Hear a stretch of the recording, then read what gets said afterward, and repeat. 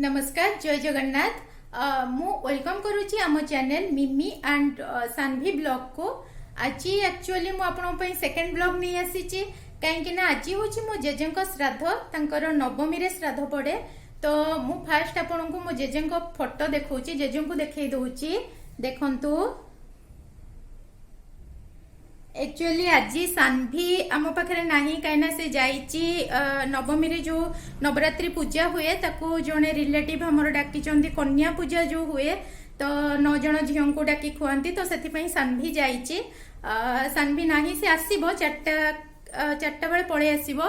तो आम घर को आज भाई भाउज माने सब आसी जेजे श्राद्ध तो से माने पड़ेबे से मु ब्लॉग टी करदेली जल्दी मु देखौची एबे से मानको एबे देखौची। देखो ये सब बसी खाऊंट भाई बाबा अर्णव अर्णव हाई कर दे। अर्णव को बहुत लाज आज केमती हाई करी देखु ये भाउज रोसे कर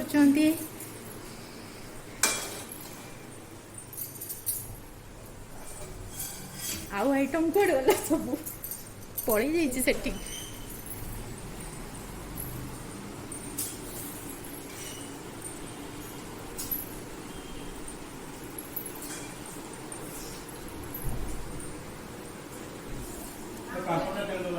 देखो आम सब ए बस खाऊचु ये डिट्टू भाई भाउज मम्मी डिट्टू भाई सान्वी भी आसीगला। सान्वी हाय कर दे एपट आज कौन है कुआड़ जाइलु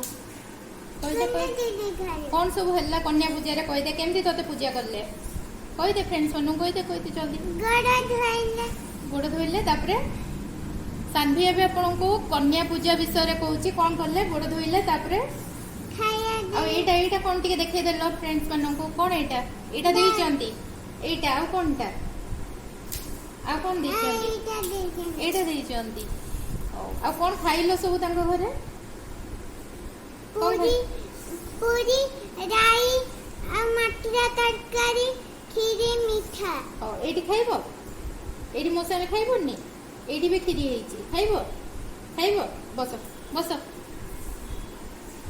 देखो आम सब खाऊचु भोक लगिलानी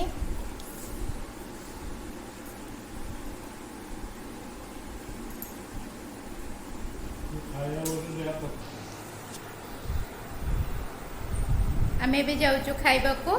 आउ केमती लगिला आपन को ब्लॉग टी आपण कमेंट बॉक्स रे जणेबे। मु बहुत शीघ्र ब्लॉग मोर थर्ड ब्लॉग नहीं कि आसीबी।